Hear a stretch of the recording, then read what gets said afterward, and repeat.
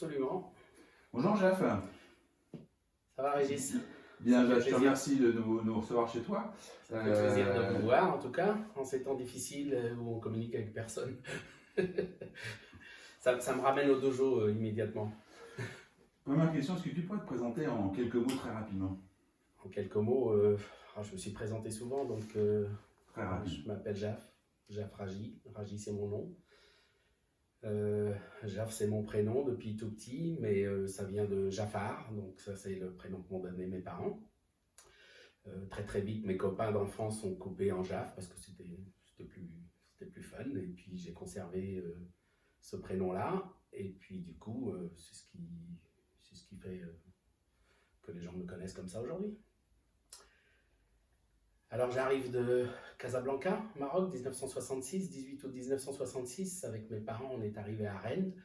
Et je dirais que j'ai jamais quitté Rennes. Et j'ai fait toute ma vie à Rennes, même si j'ai eu après la possibilité de voyager beaucoup. Donc ce qui a fait que j'ai aimé Rennes de plus en plus, parce que j'ai tellement vu de villes et de pays, que je me suis dit finalement c'est bien d'avoir un bon centre de gravité, et donc je ne m'ennuie pas ici. Donc j'ai plein d'amis, j'ai plein d'élèves, il y a des gens qui viennent me voir ici, donc ça fait un centre de gravité permanent qui est très agréable à vivre, pour que je puisse, je dirais même, me voir évoluer. Donc je vois bien comment j'étais quand j'avais 6 ans quand je suis arrivé, et comment je suis devenu à 61 ans. Moi je t'ai connu il y a très longtemps, mais c'est une autre histoire. Ouais, on a des histoires communes avec beaucoup de gens, donc toi t'en fais partie, donc c'est agréable de discuter avec toi aujourd'hui. Très agréable.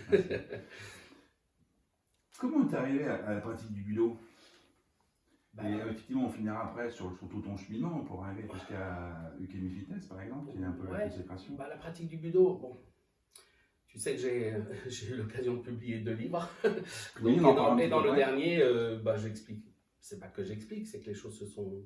On peut avoir un bilan général de ce que j'ai pu faire dans ma vie et pourquoi je suis arrivé au budo. Mais je suis arrivé au budo parce que j'étais saturé, je pense, je peux utiliser le terme saturé de la compétition sportive, pas du sport en lui-même, parce que j'adore le sport, j'adore tous les sports qui existent. J'aime regarder ça à la télé, et surtout les grands championnats, les grands rendez-vous, les Jeux Olympiques, les championnats du monde, championnats d'Europe, toutes disciplines confondues. Tu vois, hier, je regardais encore le foot, avant-hier, je regardais le foot. J'aime bien les grands événements, et quand il y a du spectacle. L'autre jour, j'ai regardé les championnats du monde de handball. J'étais passionné, comme j'ai fait du handball quand j'étais petit, donc je m'intéresse toujours à ces disciplines-là. La saturation de la compétition a fait qu'à un moment donné, j'avais déjà peut-être le germe d'aller dans les arts martiaux grâce à David Carradine et la série Kung Fu, comme beaucoup de jeunes d'entre nous. Et un jour, on a parlé d'aïkido avec un copain, il y avait un autre copain qui le faisait. Pas de compétition dans l'aïkido, je dis bon, ça c'est la discipline qu'il me faut. Je n'avais pas été attiré par le karaté ni par le judo. Bon, je suis arrivé à l'aïkido, j'avais la vingtaine, tout juste. Donc c'était le bon âge. C'était beaucoup plus intéressant de commencer l'aïkido à 20 ans que si je l'avais fait quand j'avais 14 ans ou 15 ans. 14 ou 15 ans, j'aurais rien compris. Par contre, aujourd'hui, au judo ou au karaté, j'aurais aimé, puisqu'il y a beaucoup de jeunes. Mais j'ai vu qu'à l'aïkido, il y avait aussi des gens d'un certain âge. Donc je me suis dit, voilà, il n'y a pas de raison que ça ne dure pas pour moi. Donc ça, c'est des petites choses qui passent par la pensée, en fait. Ce n'est pas des choses qu'on raconte tout le temps. Mais ce qui m'a attiré aux arts martiaux, et on va dire à l'aïkido, c'est vraiment la série Kung Fu. La série Kung Fu, c'était la sagesse, c'était des anciens. Okay, on voyait des anciens qui étaient beaucoup plus calmes, beaucoup plus raisonnés, et qui adoraient tourner en ridicule les petits jeunes pour qu'ils apprennent, en fait. Les mettre dans des situations toujours de réflexion, d'interrogation. Et je me dis, mais c'est génial d'être vieux comme ça. Donc, moi, ma passion aujourd'hui, c'est d'atteindre l'âge de ces gens-là. C'est ce que j'aimerais dans ma vie réaliser, c'est atteindre cet âge-là. Voilà, je me considère toujours un peu jeune encore. Comme on m'a dit toute ma vie, mais Jaf, t'es trop jeune, Jaf, t'es trop jeune. Donc ça s'est incrusté en moi, et donc j'ai l'impression d'être toujours jeune, et je vis pas ma soixantaine qui est arrivée maintenant, et comme dirait Maître Sekiguchi, à l'assaut de la 7e montagne. Donc, avec qui tu as commencé l'aïkido? Alors j'ai commencé l'aïkido à Rennes. Donc j'avais entendu parler d'aïkido et j'ai rencontré Monsieur Toutain à l'époque, qui lui aussi venait d'arriver récemment à Rennes, il était de la région parisienne. Donc j'ai commencé avec lui, j'ai tout de suite kiffé, comme on dit là maintenant. Et puis par la suite, il a voulu changer de direction. Il avait aussi quitté le groupe FFLAB à l'époque, qui venait de se créer pour suivre son cheminement. Et là, lors de stages précédemment, j'avais aussi rencontré Toshiro Suga, et qui, lui, m'a d'autant plus passionné. En plus, il était japonais, il avait aussi une connaissance de l'histoire du Japon, d'où venait la discipline. Et bon, grâce à ça, après, on a eu un cheminement ensemble aussi de longue durée. Parallèlement à ça, on était sous la direction nationale ou internationale de Maître Tamura, et quand j'ai rencontré Maître Tamura aussi dans les 80, 82, quelque chose comme ça, comme tout le monde m'en parlait en bien, je n'ai vu que du bien. et du coup, c'est resté mon maître jusqu'à sa mort. Je considère qu'il est toujours mon maître après sa mort. Mais qu'est-ce que tu as ressenti quand tu as rencontré Tamura?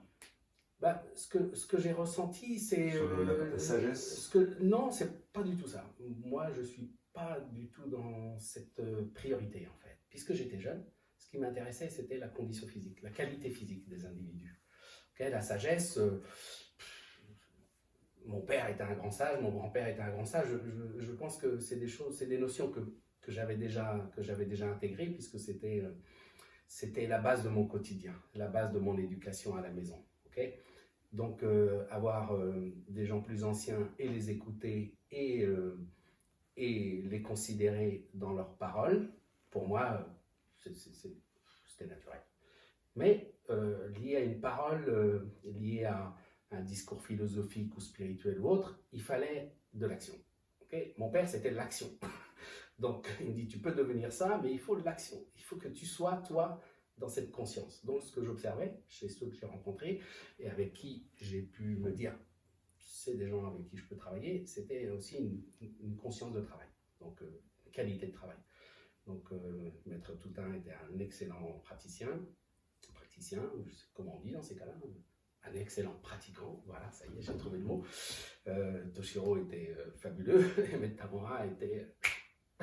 Donc, j'avais eu en peu de temps 3 modèles qui représentaient ce que je pensais être du parcours d'un pratiquant d'arts martiaux tel qu'on pouvait le voir dans le film, en fait. Donc, des gens jeunes et un monsieur qui avait... il avait tout juste 50 ans, à peine 50 ans quand je l'ai vu pour la première fois. Mais déjà, il y avait cette dimension d'admiration de la part de tous les pratiquants autour, tous les pratiquants en France ou ceux que je rencontrais, notamment M. Toutain ou Toshiro, ils en parlaient de manière remarquable, donc je voulais voir le remarquable. Je me dis, si celui-là est remarquable, c'est le type de personne dont m'a parlé mon père que je pouvais suivre pour toujours. C'est-à-dire, il me disait tout le temps, sois fidèle, ok ? Sois fidèle avec tous les gens qui peuvent t'apprendre quelque chose. Mais aussi ceux qui peuvent t'emmener loin. Ça veut dire que tu dois aussi être dans la durée, en fait. Hein. Mais, et dans un autre, sans en parler, puisque mon père n'était pas un juge à dire du mal des autres, ça voulait dire tous ceux qui t'emmerdent, tu t'en approches pas. Ou alors tu t'en éloignes. C'est-à-dire tous ceux qui sont corrompus ou autres, non, il faut suivre des gens qui peuvent t'emmener loin et qui ont la constance, qui ont la conscience. Moi, aujourd'hui, je dis conscience. À l'époque, je ne comprenais pas ce que mon père me disait dans ces mots aussi philosophiques. Puis, quand il me parlait en arabe, je baissais la tête, puis j'écoutais, en fait. et je ne rivalisais pas avec mon père. À chaque fois que j'essayais d'interpréter des choses de ce que je vivais, moi, en tant qu'ado ou plus jeune, ou avant 20 ans, avec mon père, il se fâchait un peu parce que pour lui, c'était de l'insolence, en fait, de chercher à discuter, alors que son propos n'était pas forcément de me convaincre, mais simplement de me transmettre quelque chose dont lui avait fait l'expérience. Et il dit, maintenant c'est à toi, t'en fais ce que tu veux. C'était ça l'écoute. Donc c'est ce qui m'a sauvé, je pense, dans toute ma vie. J'ai toujours appris à écouter, et puis à faire ce que j'avais à faire. Le sabre est apparu quand dans ta vie? Le sabre est apparu très très vite. J'ai commencé avec Tiki Chewan lors des stages d'été à l'Esnevin, un grand stage d'été de l'Esnevin que tout le monde connaît au niveau de l'aïkido. Et sur le stage d'été, Tiki s'occupait de l'enseignement du Iaido. C'est un personnage qui m'a attiré aussi. Et quand j'ai commencé le Iaido, j'ai dit, bah voilà, ça c'est un phénomène qui correspond à ce que m'a dit mon père. Et ta gueule est boss. C'était ça avec Tiki au début. On déconnait beaucoup avec ça lors des stages par la suite. C'était ta gueule est boss. Une fois que tu travailles, on va pouvoir discuter. Donc ça, c'était quelque chose qui était naturel pour moi. Donc j'ai travaillé. Et puis je pense qu'on a créé une relation de bonne intimité, puisque ça fait aussi depuis tout ce temps-là, depuis l'âge de 22-23 ans, où on est en relation. Donc c'est un long parcours aussi. Mmh. Et je dirais même, aujourd'hui, avec Pascal Krieger, qui lui aussi mon enseignant de judo, mon maître de judo, c'est celui avec qui j'ai toujours une relation aujourd'hui. Alors que M. Poutin, très très vite, ça s'est séparé. Moi, j'étais jeune, donc c'est différent. Avec Toshiro Suga aussi, on s'est plus vu depuis, je sais pas, 2001, je pense, 2001, donc ça fait 20 ans. Mais Tiki et Pascal, on est toujours en relation intime. Donc tu parles de judo, quelles sont toutes les pratiques de budo? Quelles sont toutes les pratiques de budo que tu voilà, c'est ces trois-là. Transmets, voilà, avec la valeur travail que tu l'aïkido. L'aïkido, ça a été le premier travail. J'ai enchaîné après avec le Iaido. Et Tiki m'a fait rencontrer Pascal Krieger. Et je me suis mis à fond dans le judo parce que j'aimais l'homme. En fait, c'est aussi des rencontres humaines, plus que de rencontres avec des techniques. Puisque moi, ma motivation, c'était l'humain, en fait. J'avais non seulement une relation à l'humain, c'est-à-dire à l'exemplarité des vieux maîtres dans le Kung Fu. Donc je voyais ces personnages-là, pas comme mes pères, hein, pas comme des pères dans le sens paternel, mais comme des vrais maîtres, en fait, avec qui pouvaient me donner, par une pratique, Aikido, Iaido, Judo, qui m'amenait à une spiritualité importante, une spiritualité d'action, okay, de résultat d'expérience, d'atteindre un état d'esprit que l'on avait ensemencé déjà dans mon corps depuis tout petit. Donc voilà, ils m'ont aidé à faire fructifier cette semence mise par mon père et mon grand-père. Tu dis qu'ils ont juste arrosé la graine. Voilà, ils ont alimenté, ils l'ont bousculé, ils l'ont remise en question, ils l'ont fait pleurer, ils l'ont fait... Voilà, c'est-à-dire que ça te touche intimement. C'est-à-dire que quand tu as un rapport avec un maître, que tu considères que c'est ton maître et que lui t'accepte dans ce sens-là, la manière dont ça se passe, on peut dire avec le temps que c'est différent de ce qu'est un coach avec son athlète. Okay, là, on est dans la longue durée, donc on vieillit ensemble. C'est-à-dire qu'on se voit vieillir, mais la distance, on va dire la distance du début, elle est toujours la même. C'est-à-dire la différence d'expérience, elle est toujours la même. Donc on considère toujours que le temps d'expérience qu'avait le maître au départ, s'il a 10 ans, 12 ans, 15 ans, même 1 an de plus que toi, cette année-là, elle est toujours là. Et donc, tant que tu vois qu'elle est toujours là, tu as toujours envie d'être avec la personne. Si tu sens qu'à un moment donné, elle s'est aplatie, bah peut-être ça nous fait nous séparer. Okay, alors, moi j'ai raisonné autrement avec l'âge, c'est-à-dire qu'il n'y a pas de comparaison à faire avec nos maîtres, mais c'est à quel moment il est important aussi de prendre la responsabilité. La responsabilité que d'autres qui sont à tes côtés ou derrière toi, on va dire vulgairement, te demandent de prendre. En fait. Donc moi ça m'est arrivé très jeune qu'on me demande de prendre la responsabilité. Je l'ai prise sans l'annoncer en fait, sans dire je suis responsable ou je suis ceci. Donc j'étais dans l'action. J'étais dans l'action de l'enseignement, de la transmission. J'ai commencé à voyager. J'ai eu des élèves qui ont commencé à aimer ce que je faisais. Ils ont persisté. Ils ont vu que par moi et ainsi de suite. Donc tout d'un coup, c'est une responsabilité. Donc tout d'un coup, la conscience, la présence en tant que maître, c'est tout d'un coup, elle a commencé à se mettre dans ce que je vivais. Mais pas en tant que maître de dire ouais je suis le maître. Non, c'est tout d'un coup, c'est ce que me disait mon père. C'est-à-dire que moi je suivais des gens parce qu'ils allaient m'emmener loin et tout d'un coup je voyais chez d'autres personnes la même projection. Le fait de vouloir me suivre parce qu'ils pensaient que je pouvais les emmener loin. Et moi, à chaque fois, je les emmenais voir mes maîtres. Tu vois? Donc, c'était super parce que moi, la priorité, c'est que je voulais qu'ils voient mes maîtres le plus vite possible. Que ce soit au Venezuela ou en Hongrie ou peu importe, d'un bout à l'autre de la planète, le peu que j'ai fait. Et ben, je dis, ah, ça serait bien que vous voyez mon maître, que vous voyez un tel, parce que là, vous allez savoir de quoi je parle, en fait. C'est-à-dire que ça pouvait crédibiliser les choses sur lesquelles, personnellement, je pouvais insister dans le travail. Et donc ils avaient une vue sur le maître. Même s'ils ne les rencontraient pas, ça donnait leur maître. Ils l'adoptaient de fait. Donc quand ils parlaient de notre travail ou de leur relation avec moi, ils disaient, ah bah, on travaille avec Jacques, bah, c'est le disciple de Maître Tamura, ou c'est le disciple de Tiki Chouan, ou c'est le disciple de Pascal Krieger. Et c'était important pour eux de montrer cette filiation. Et ça, j'ai vécu ça assez jeune et c'est très agréable à vivre, mais ça te met dans une certaine responsabilité assez tôt. Mais comme on ne se prend pas la tête, on le fait naturellement et les choses avancent et on chemine et on a vieilli ensemble. Et aussi avec eux, on est toujours ensemble. Comme moi, je suis toujours avec mes maîtres, ils sont toujours avec moi. Donc l'amalgame est très très agréable, très important parce que ça me met entre deux étaux en fait, qui font que dans ma condition personnelle, eh ben ça m'incite à toujours travailler, chercher, rester humble. Ok, rester humble, quelquefois c'est un peu orgueilleux de notre part de dire je suis humble, c'est pas une question d'orgueil, c'est dire oui, c'est garder sa place, toujours tenir sa place. Et puis quand il y a des choses qui s'effacent, ils s'effacent. Mon maître est mort, il s'efface.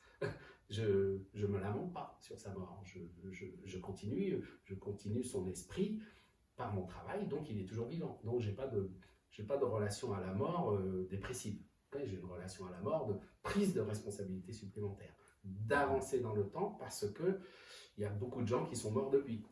Donc si notre boulot qu'on pratique, si on peut le mettre début du XVIIe, milieu du XVIIe ou plus, un petit peu plus tard dans la concrétisation, disons même le XXe siècle, le Budo dans le monde c'est vraiment mis dans le XXe siècle, après la Deuxième Guerre mondiale. C'est là où ça a éclaté dans le monde. Donc on va dire que le Budo, tel qu'on le vit, c'est contemporain. Donc quel est l'apport du Budo dans ta vie? L'apport du Budo dans ma vie, c'est ce que j'ai dit depuis le début, c'est que ça m'a mis en relation avec les traditions dont je suis issu et l'enseignement de mon père et de mon grand-père. En fait, ça n'a fait que me mettre dans l'endroit où j'avais l'outil pour développer ça. Je ne l'aurais peut-être pas fait de la même manière dans d'autres choses, parce que mon souci, ce qui a germé en moi depuis tout petit, c'est la transmission, en fait. Donc il fallait que je fasse quelque chose où je transmets quelque chose. C'est comme c'est mon destin, en fait. Voilà, c'est une mission de vie. Parce que depuis tout jeune, à chaque fois que j'ai fait quelque chose, j'ai enseigné la chose. Quand j'avais 13 ans, je faisais du kayak. Très peu de temps après, j'apprenais aux adultes débutants à faire du kayak. Ça veut dire, mais j'étais un petit garçon, mais j'avais déjà la technique. Donc je pouvais leur montrer des mouvements que je ne savais pas. Et ils me faisaient confiance parce qu'il n'y avait que la technique. Je n'avais pas à faire de philosophie, c'était le sport. Quand j'ai fait du foot, j'ai encadré les gamins au foot, j'ai été responsable de centre ici, de centre d'initiation football de la ville de Rennes, quand j'avais 17 ans, pareil. Donc j'avais 100 gamins, et j'avais 2 autres copains avec qui on jouait dans la même équipe, qui étaient mes assistants. C'est énorme, à 17 ans, d'avoir 100 gamins. Aujourd'hui, tu ne peux pas faire. Donc toute la société était dans cette, je pense, dans cette conscience que quand quelqu'un avait une certaine connaissance, il pouvait la transmettre et on pouvait lui faire confiance. Aujourd'hui, on fait confiance à personne, je pense. Un gamin de 17 ans, comme j'étais, je venais avec ma 125, j'arrivais sur le terrain, je faisais l'appel et on faisait jouer les gamins au ballon avec notre technique parce qu'on était doués, parce qu'on était des bons footballeurs aussi à l'époque. Comme j'étais un bon kayakiste quand j'étais gamin, j'enseignais aux adultes, et comme j'étais un bon footballeur, on m'a confié une centaine de gamins. C'est terrible. C'est terrible. Donc j'avais toujours cette petite chose-là en moi qui, à chaque fois que je faisais quelque chose, j'apprenais vite. Et quand j'apprenais vite, j'avais toujours envie de dire à quelqu'un, tiens, c'est comme si, tiens, c'est comme ça. Ah, là, tu peux réussir comme ça. J'avais toujours envie aussi que les gens réussissent. Tu vois, ce qui me faisait réussir, je voulais le transmettre pour qu'ils réussissent. Je ne gardais rien pour moi. Donc, ce qui m'avait désolé dans les sports de compétition, c'est que chacun garde pour soi. Alors qu'on pourrait s'élever ensemble, et même si un jour tu perds, un jour tu gagnes, tu peux emmener des athlètes de haut niveau à haut niveau parce qu'ils ont aussi échangé leur haut niveau. Je trouve que c'est dommage que ça ne se fasse pas dans quelle que soit la nation, je pense, hein, que les athlètes de haut niveau ne s'échangent pas le haut niveau. Parce que ça pourrait les emmener plus loin et ça pourrait les faire durer aussi. Et ce que je remarque dans le sport athlétique, c'est que ça ne dure pas. Ça ne dure pas. Okay, un champion français, ça arrive, il gagne un grand tournoi un jour, demain c'est l'idole des jeunes, et le lendemain d'après, il n'existe plus. Ça ne dure pas. Et donc pourquoi ça ne dure pas? Alors, comme ça ne durait pas pour moi quand j'étais plus jeune, je me dis, mais dans les arts martiaux, ça doit durer. Puisque c'était l'image des vieux, l'image de vieillir. Donc à chaque fois, cette image de vieillir, c'est pas qu'elle me hante, c'est qu'elle m'aspire en fait. Elle me dit, ah mais t'as le temps, c'est bon, tu vas y arriver, continue, lâche pas. Quand tu auras 70 ans, tu pourras faire ça. Quand tu auras 80 ans, tu pourras faire ça. Tu dis, putain, quand j'aurai 80 ans, je vois des hommes de 50 ans aujourd'hui ou 40 ans qui n'arrivent à rien faire. Ils disent, oh, je suis trop vieux. Je leur dis, mais non, mais vous n'êtes pas trop vieux, vous savez, moi j'ai 60 ans, on peut le faire encore. Je dis, ah ouais, mais toi, tu as fait ça toute ta vie. Mais vous n'avez pas vécu toute votre vie, je leur dis. Vous n'avez pas vécu non plus toute votre vie. C'est quand même incroyable. Et je dis, de toute façon, il y a toujours un moment où on peut commencer quelque chose, parce que le but, ce n'est pas la performance visible de la part des autres. C'est notre propre dimension de performance à chaque fois qu'on arrive à faire quelque chose. On n'arrivait pas hier, j'y arrive aujourd'hui, 1 millimètre. C'est fantastique comme progrès. Okay, donc, ça, c'est mon état d'esprit, comme je l'explique dans le livre. C'est-à-dire qu'il n'y aura pas d'arrêt pour moi, et même quand je vais mourir, il n'y aura pas d'arrêt pour moi. C'est un fait. C'est-à-dire que je n'ai pas de doute là-dessus. Je sais que de mon vivant, beaucoup de gens m'ont aidé à être ce que je suis et à avoir la joie que j'ai aujourd'hui, la joie intérieure, même si quelquefois ça ne se voit pas. Mais je souris souvent, donc les gens sont contents quand je souris, donc je souris naturellement. En ce moment, il y a le port du masque, mais moi je porte un plexi pour que je puisse continuer à sourire. Okay, donc il y a des fois où tu arrives avec ton plexi dans certains magasins, ah monsieur, votre truc c'est pas légal. Je dis oui, mais mon sourire il est légal, profitez-en. Ok, je dis, est-ce que vous voyez des sourires dans la journée avec tous les masques et ça ne vous est pas agréable de voir un sourire à mon âge? Donc il y a une psychose qui s'installe et j'essaye de lutter contre cette psychose à chaque fois. J'attends si quelqu'un me dit ton masque il n'est pas légal, je dis oui mais mon sourire il est bien. Et ça me remet en phase avec moi-même, avec ma joie en fait, avec ma voix d'avoir envie de communiquer du sourire. Le sourire, c'est toujours dans l'esprit de communiquer et de donner. Ouais. Donc c'est pour ça que tu as créé l'école Budoragie. Et dans un deuxième temps, l'école Budoragie internationale. Ça s'est fait comme ça en fait. Ça s'est fait par le cheminement. Il n'y avait pas d'ambition.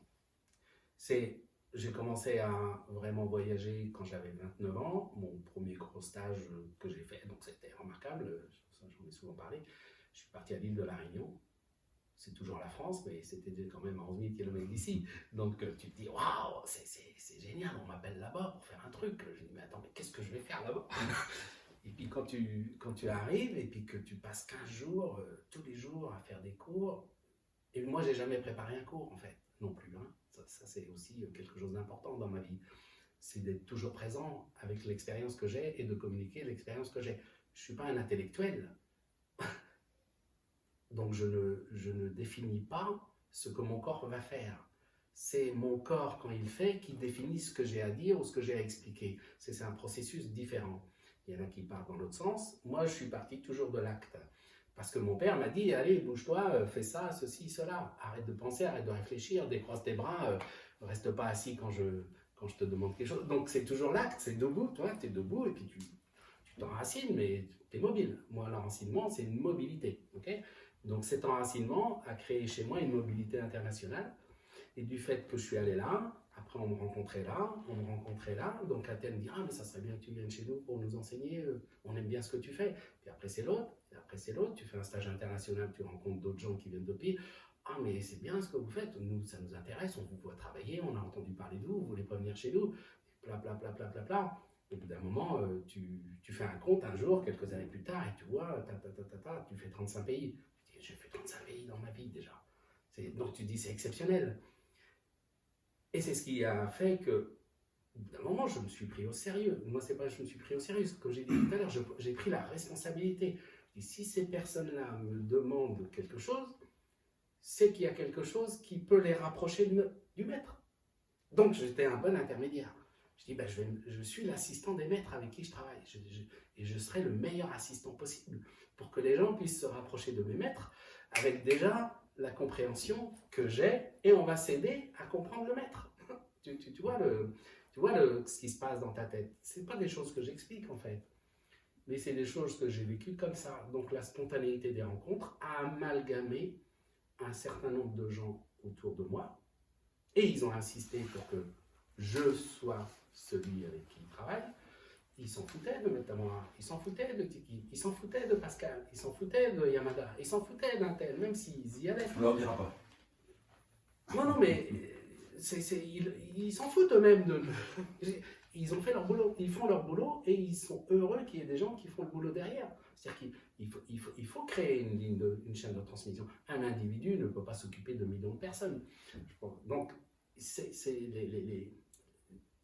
je pense que c'est comme ça qu'on peut utiliser aussi pour nous le terme de dojo. C'est-à-dire chaque dojo est une entité, chaque dojo est une force en fait.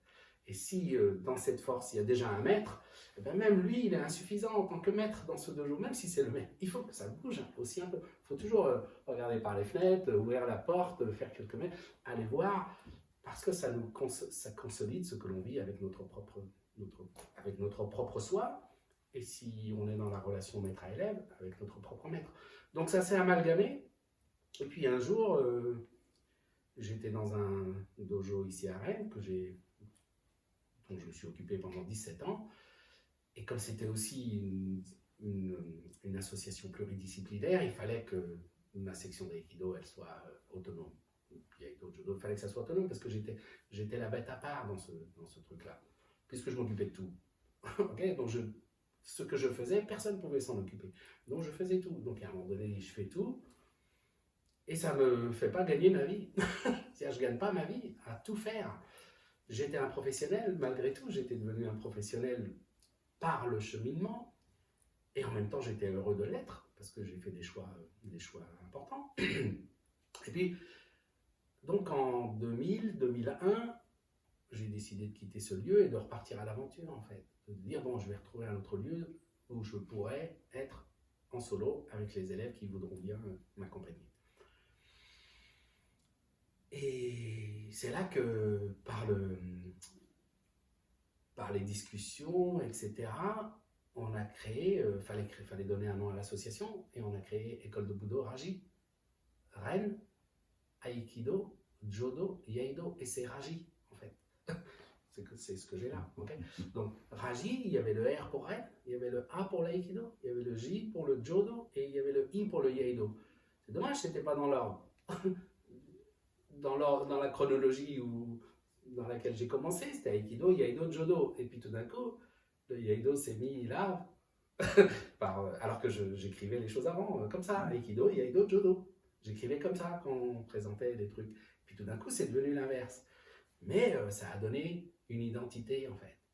Mes élèves des autres pays disent « Ah, ben ça y est, on a une identité !» Tout d'un coup, je dis « Ah bon, une identité? Vous êtes content de ça ?» Je dis « Ah ouais, maintenant on peut dire on fait partie de l'école de Budo Raji. » Ah, je dis « Ouais, mais c'est Rennes. » Et puis Rennes, le R, c'était aussi Ryu. tout d'un coup, le R, ils ont pris Ryu dans les autres pays. École de Budo, Raji, Ryu, Aikido, Jodo, Iedo. Je dis, bah ouais, on peut se dire qu'on est un courant. Au bout d'un moment, on est un courant, puisqu'on est des êtres qui se rencontrent.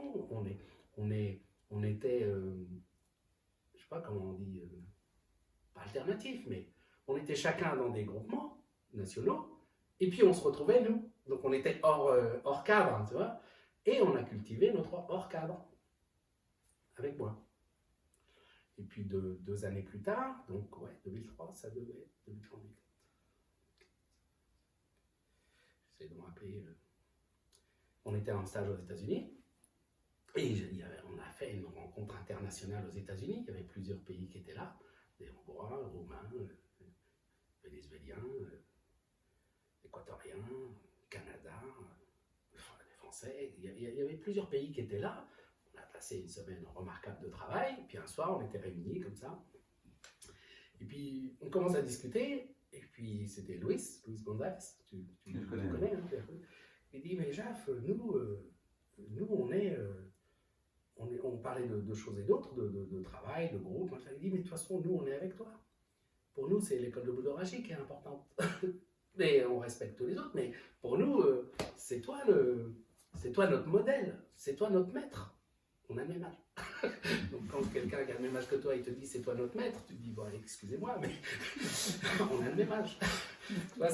C'est touchant et en même temps, ça me remue les tripes, quoi, hein, dans ces cas-là. Et puis tout d'un coup, il dit mais ouais, pour nous, c'est l'école de Budo Raji internationale. C'est international l'école de Budo Raji. Et puis tout d'un coup, on dit bah oui, on a quand même créé l'école de Budo Raji internationale. Mais international, pas international avec un E comme en français. Donc c'est pour ça, les gens pensent qu'il y a toujours une faute quand on écrit école de Budo Raji international sans E, mais non, c'est international. Donc, il y a une petite respiration aussi en fait. C'est pas école de Budo Raji internationale, c'est école de Budo Raji international. Tu vois, il y a de la nuance chez nous. On ne revendique pas d'être le monde, quoi. Mais c'est juste là, ouais, c'est la rencontre. Il y a la confrérie, il y a la filiation. Il y a des gens qui sont connectés sur le plan humain. Donc on a plus défini ça entre nous comme une confrérie que comme une association ou une fédération ou une confédération. Nous, on est hors de ça. C'est-à-dire que, on va dire, on est des traditionalistes dans le bon sens du terme. C'est-à-dire que le Budo, c'est un maître et des élèves. Okay? Donc, si c'est sur un plan international, un maître et des élèves, avec qui on a une relation directe, c'est-à-dire que toutes les personnes qui sont sympathisants de l'école de Budo Raji International, je les connais tous, je les connais un par un. Donc, je n'ai pas de relation de distance dans chaque personne, je l'ai vu arriver, je la vois évoluer, que ce soit d'un continent à un autre. Donc, je ne suis pas dans une fédération, le maître, il y a des gens que je ne connais pas. Et puis, donc, voilà, ça a été, c'est comme ça que ça s'est amalgamé, que j'ai continué non seulement à apprendre avec tous ces gens-là, et à comprendre ce qui se passe. Donc voilà, l'école de Budo Raji International, elle s'est amalgamée comme ça, elle n'avait pas d'ambition autre que comme me disaient mes amis, d'avoir une identité qu'à un moment donné, ils ont pu revendiquer chacun dans leur pays. C'était important pour chacun de dire, on fait partie de telle école, donc personne ne les faisait chier. En fait. Voilà, tout d'un coup, c'était clair. Ils allaient dans un stage avec un autre maître, ils revendiquaient naturellement le groupe à laquelle ils appartenaient et on n'essayait pas de les racoler. Et à chaque fois que quelqu'un essayait de les racoler, il disait non, nous on travaille avec Jaf Raji, on est membre de l'école de Budo Raji International et ça coupait court à toute spéculation. Voilà. Donc, et c'était devenu simple. Et grâce à ça, ça nous a protégés. Ça nous a protégés. Moi, ça ne changeait pas ma vie, ça me donnait encore plus de responsabilités, mais on a continué à faire notre parcours annuel, à se voir, à se rencontrer, à créer des événements en dehors des systèmes. Okay? Mais on a pu expérimenter de manière intéressante le Mushotoku, en fait. C'est sans but ni esprit de profit. C'était que l'étude qui était intéressante. C'était que notre pratique. Et c'est ce que j'essaye de conserver encore aujourd'hui. Et puis de dire à tous ceux qui sont à côté de moi, ici à Rennes, les jeunes assistants que j'ai et qui veulent enseigner, à qui j'essaie d'aider, je dis, mais de toute façon, faut rester indépendant. Par contre, comme mon père m'a dit, apprenez avec tous ceux qui veulent vous apprendre quelque chose. Par contre, il faut un axe. Il faut votre axe. Quand vous apprenez de quelqu'un, vous avez un axe, il faut faire grossir l'axe.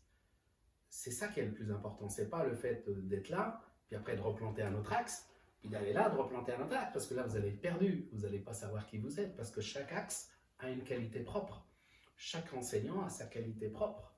Chaque enseignant a son expérience propre. Donc, quand il vous dit « mettez la main comme ça », et que l'autre, il vous dit « mettez la main comme ça », vous dites « ah bah ouais, mais l'autre, il m'a dit comme ça ». Ben non, c'est l'envers et l'endroit. À quel endroit, le jour,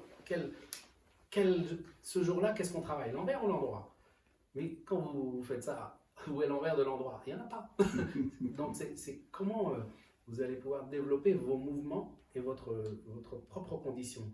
Hier, j'étais chez un de mes jeunes garçons, et puis il faisait une petite aide en visio de quelqu'un qui était à distance. Donc, j'étais là, puis je regarde. Bon, puis il était en train de montrer quelque chose en visio, c'est-à-dire qu'il était en train d'enseigner à quelqu'un, puis je lui dis attention à ta main là, tiens, corrige ça comme ça, toc, et puis c'était devenu juste l'échange. Donc il y a eu une triangulation à un moment donné, puis l'autre, quand il a regardé et tout ça, puis après j'ai pris, puis je me suis dit tiens, voilà, c'est important ça et ça, mais il n'y avait pas de jugement, on est rentré dans un processus de perfectionnement. Lui il enseigne, je regarde, je lui dis, ça sera mieux, et l'autre va mieux te comprendre. Je ne me suis pas mis entre les deux. tu comprends? C'est-à-dire que tout d'un coup, le relais doit être conservé. Tiens, attention à ça pour toi, et puis l'autre, tiens, toi tu prends ça, l'autre va prendre ça, comme ça tu vas éviter de scléroser cette personne-là dans tel et tel mouvement, parce que c'est mieux si tu te corriges pour que cette personne-là fasse ses erreurs. Si pour moi, quand je te regarde, il y a cette erreur-là, là-bas, elle va être encore plus grossière. Ok? Puis tout d'un coup, je dis à la personne, bon, oubliez tout ce qu'on a dit, mais vous en avez la connaissance. Mais ne cherchez pas à imiter ce que vous avez entendu. Il va falloir le vivre. Vivez avec votre squelette. Ça, pour moi, c'est important. C'est votre squelette. C'est lui qui est important. Ce n'est pas votre musculature. Donc, le mouvement, revivez-le de votre squelette. Et c'est comme ça que j'ai aussi essayé à chaque fois d'apprendre. Quand j'apprends avec quelqu'un de nouveau, je retourne dans mon squelette et j'inhibe mes muscles. Et comme tu as connu ma rencontre avec Metseki Kiguchi, et ben c'est ce que j'ai été obligé de faire, c'était de revenir à mon squelette et je me suis abîmé mes muscles. Et j'ai eu des blessures à cause de ça. Après mon travail avec Sekiguchi où je me suis dépouillé, la reconstruction, la destruction d'abord, okay, la déconstruction a généré un effort très intense. Et quand j'ai relâché les chevaux, les miens, avec cette réinformation au niveau de mon squelette, il y a des trucs qui ont pété. Voilà, donc tu te blesses, tu te dis merde, pourquoi je me suis fait cette entorse à la cheville, j'ai rien fait pourtant. Non, c'était le retour de manivelle. Donc, mais là, c'était intense. C'était 30 ans de boulot qu'il fallait déconstruire. C'est pas comme quand tu as 1 an de boulot, 2 ans de boulot, 3 ans de boulot et qu'on te demande de déconstruire. Tu vois, j'étais déjà le maître. Et mes amis m'ont dit, mais Jaf, oh mais c'est super ce que tu nous fais faire là, ce tome-là. Mais tout le monde était heureux quoi, d'avoir eu à se déconstruire et à réapprendre parce qu'ils voyaient que je faisais. Et ils voyaient que j'étais devenu un petit garçon de nouveau avec un nouvel os à ronger, comme on parle de squelette. Okay. Autant commencer par le ronger. Voilà, donc en revenir sur ta transmission et la matière, tu as fait plusieurs choses, donc des DVD, tu n'es pas là, qu'on peut retrouver sur le site et on mettra le lien. Placard, peux-tu nous raconter l'histoire de ton premier livre, Mitori Gecko? Ah ouais, Mitori Gecko, ça c'est une belle histoire. On aime bien les belles histoires. Ouais, c'est une belle histoire. Une très belle photo. Je vous conseille d'ailleurs, et très belle réflexion philosophique. Ouais, c'est l'histoire de ce livre. Voilà, comme le Mitori Gecko, c'est aussi. On me demandait un livre. Ok. Très jeune, on me demandait un livre. Donc, les pays où j'allais, en fait. Hein, en France, on ne me demande rien, donc ça va, heureusement. Donc, c'est aussi le paradoxe. Donc, j'ai mes élèves à Rennes, et puis bon, j'avais mon parcours national, mais c'est surtout à l'étranger que les choses se sont fabriquées, que les choses se sont intensifiées pour moi. Et à chaque fois, on me disait, mais Jaf, ça serait bien que tu nous fasses un livre, qu'on puisse relire ce que tu nous dis, en fait. On aime bien ce que tu dis, on le travaille sur, mais bon, c'est important, tout l'apport théorique, hein. Mais je leur disais toujours, mais moi je ne suis pas un écrivain, c'est ce que je réexplique dans le dernier. Je dis, moi je ne suis pas un écrivain, je parle quand je bouge, en fait. Je ne peux pas penser ce que je vais dire. C'est comme un entretien, si tu n'es pas là, je ne peux pas parler, moi. Je n'ai pas la même réceptivité. Donc, je leur dis, bah, si vous aimez ce que je dis, prenez les notes. Puis quand vous aurez fait plein de notes, je signe, je signe le livre. donc, bah vas-y. Bah ouais, mais moi, j'étais jeune, ça, on m'a demandé ça, j'avais, je sais pas, 33 ans, ou la première fois, 33, 36, je sais plus. Je dis, mais un jour, ça viendra peut-être que j'aurai la possibilité de faire quelque chose, mais pour l'instant, je peux pas. C'est pas que je peux pas, c'est que c'est ridicule. Il y a tellement de gens qui ont déjà des choses à dire, ce qu'ils disent, je ne dirais pas différemment. Par contre, ce que je fais, si c'est différent pour vous, on continue ensemble, c'est tout, on continue le travail ensemble. Et de là naît de la théorie, naît de la spiritualité. C'est-à-dire, vous, dans votre vie, vous allez sentir que c'est des choses qui vous apportent dans votre vie, vous vivez votre vie. Vous n'allez pas vivre mes préceptes à moi. Vous vivez votre vie avec ce que vous faites, de ce que je dis et de ce que l'on fait ensemble. Puis un jour, je rencontre un garçon qui pratiquait le Iaido avec moi. Donc on se revoit et il me parle de jeunes photographes qui voulaient éventuellement faire des photos et tout. Je dis ouais, ils viennent s'ils veulent, pas de souci. Ils peuvent venir et faire leur expérimentation lors d'un stage. Je dis justement, le week-end prochain il y a un stage. C'est un stage de Iaido, je dis qu'ils viennent et puis. Et quand j'ai vu les photos qu'ils ont fait, donc après, bon, déjà dans le stage, je leur dis, bon, vous faites comme tout le monde. Vous rentrez dans le champ, vous vous baladez, vous ne restez pas à l'extérieur. Vous ne prenez pas les photos de loin, il faut rentrer dans le travail, parce que sinon, vous ne verrez pas la même chose. Vous verrez les gens toujours de dos, ceci, cela. Donc, vous pénétrez et vous avez votre sabre, c'est votre appareil photo.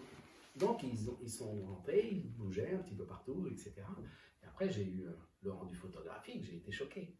Je dis, oh, mais c'est génial. Ah, mais c'est ça que je... Parce que je ressentais ce que je faisais. Et je ressentais les gens avec qui je vivais. Et on a une discussion, je dis, ah, mais c'est super aux photos. Et puis avec la personne, je dis, ah, mais moi, j'ai un projet de livre. Mais ce qui serait intéressant, comme j'avais déjà dit à mes élèves, par ailleurs, je leur ai dit, mais vous savez, l'idéal pour moi, peut-être, c'est d'avoir quelqu'un qui me suit, un photographe, un écrivain, et qui fasse 1 an de stage avec moi, 1 an de voyage. Ça coûte cher, il fallait trouver une mécène qui puisse... Je dis, tu fais ça, t'as pas de rentabilité, hein, puisque t'as déjà trop dépensé. Et du coup, je leur dis, mais ça serait intéressant de faire quelque chose comme ça. Et donc, je dis, tiens, on va commencer, mon prochain grand événement international, ça commence à Rennes, c'est le lancement de l'année. On a le Kangeko international. Je dis, venez cette semaine-là, on se lève tous les jours à 5h et on se couche à 1h. Et il faut vivre le stage avec nous et prenez toutes les photos. Et je dis, et toi, tu écris tout ce que je dis. Je dis, celui qui a fait après la maquette du livre, tout le design. Je lui dis, tu écris tout ce que je dis et ce qui est important, tu le notes. Quand quelque chose te passe par la tête, tu le notes. Et il y a des fois, je venais le voir, je lui dis, écoute, là j'ai envie de dire un truc, écoute bien parce que je sens qu'il y a quelque chose qui va être intéressant pour notre projet. Et donc, on a fait ça. Et il m'a fait très vite une maquette. Et quand j'ai vu la maquette, je dis, mais ça y est, on a le livre. On n'a même pas besoin de faire le tour de France ou le tour du monde pour faire le livre. J'avais tout le matériel pour pouvoir faire ce qu'on a fait. Et ce qui m'a intéressé, c'était de faire un livre d'art, en fait. Un livre où il y a de l'émotion. J'avais fait les vidéos où c'était mon acte physique, puisque je ne parle pas, je montre, donc tout ce qui était ma matière physique. Et là, j'avais envie de toucher le cœur des gens. C'est-à-dire pas le cœur des gens du Budo, parce qu'ils ne s'intéressent pas à ces choses-là, mais les gens d'ailleurs, en fait, les gens autres. C'est-à-dire de dire, voilà ce qui se passe dans les Budos, voilà ce qui se passe dans les dojos. Regardez la diversité, regardez la beauté, en fait, la beauté des gens, la beauté de notre art, et c'était un témoignage de notre art que je voulais faire. Donc Mithodi Gecko, c'était aussi un image à mon père. Mithodi Gecko, c'est apprendre par l'observation, voler la technique, etc. Mon père, il me disait, tu regardes et tu apprends. C'était... Quand il me disait, à toi de faire, je lui disais, ben, je ne sais pas faire. Comment ça? Tu m'as regardé et tu ne sais pas faire. Depuis le temps que tu me regardes, tu devrais savoir faire. Ça, quand tu as 13 ans, ça te la coupe. Tu dis, ben oui, mais tu ne m'as rien expliqué. Ben non, quand je fais, je t'explique. Et c'est ce que j'ai trouvé dans les Budo après. En fait, le rapport au maître, c'était toujours ça. Et donc, je me suis dit, tiens, il faudrait que les gens apprennent à observer notre pratique. C'est pas quand il y a des démonstrations spectaculaires, le gars, on lui tord le poignet, le sable qui jaillit, machin, truc, l'équiaille. Non, non, non, il faut que les gens puissent regarder et rentrer dans la photo et ressentir ce qui se passe. Donc c'est pour ça que c'est plutôt un livre d'art, un livre d'artiste. Donc je me dis, il n'y a pas de raison qu'un livre comme ça ne réussisse pas, quand on peut avoir des livres comme celui-là, où là-bas c'est le bouddhisme, où il y a plein de petites phrases, il y a une photo, une phrase, une photo, une phrase. Moi, on m'a fait ce livre-là il y a quelques années, j'ai adoré, parce que c'est perpétuel. C'est toujours les mêmes dates, mais c'est jamais la même année, donc c'est génial. Et ben celui-là, je disais aux gens, vous pouvez en faire un livre de chevet. Vous l'avez à votre table, ou avant de vous coucher, vous ouvrez, vous lisez une phrase, ça ne vous parle pas, c'est pas grave, la nuit ça va fonctionner. Par contre, observez les photos, observez l'art. On est des artistes. On fait des arts martiaux, on n'est pas des brutes, on est des artistes.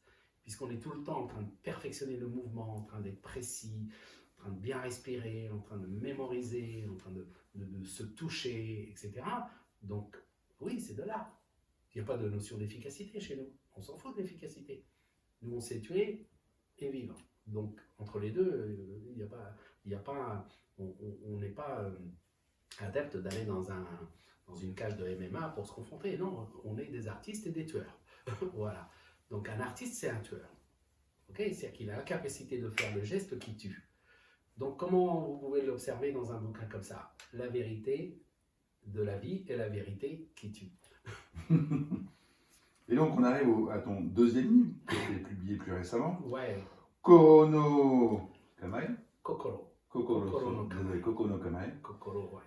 Kokoro, c'est le cœur ou l'esprit. Okay, quelle est l'histoire de ce livre? Eh ben, en fait, c'est la... Qui est en 3 phases, quelque part aussi. Ouais, c'est la conséquence de celui-là. En fait, celui-là, quand j'ai fait paraître celui-là, les gens étaient contents, mais ils n'étaient pas satisfaits. C'est-à-dire qu'ils me disaient toujours, mais Jean, fais-nous un livre. C'est-à-dire qu'ils voulaient du texte. Okay, ils voulaient beaucoup de texte, lire beaucoup de choses. Et comme...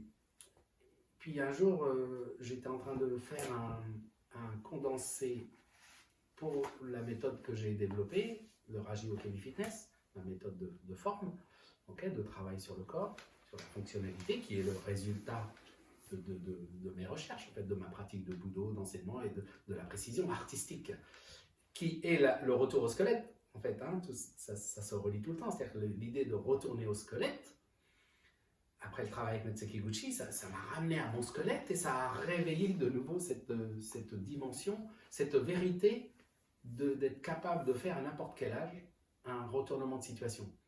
Puisque j'ai rencontré Matseki Gucci avant mes 50 ans. Ok, 46 ans. On reviendra sur l'histoire de Sekiguchi Sensei. Donc, avec lui, à 46 ans, j'ai refait comme si j'avais 13 ans.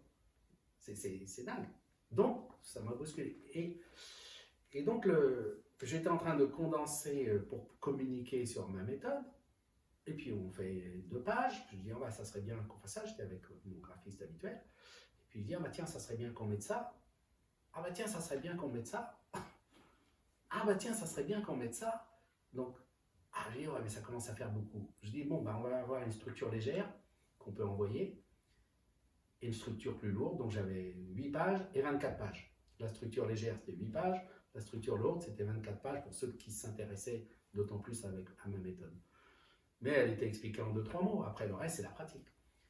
Et quand j'ai commencé à faire ça, je dis, ah bah tiens, dans la foulée, garde ta maquette, on va continuer, on va on va rajouter des éléments, comme ça je les aurai, je vais ressortir des tiroirs, des trucs, et comme ça je les aurai.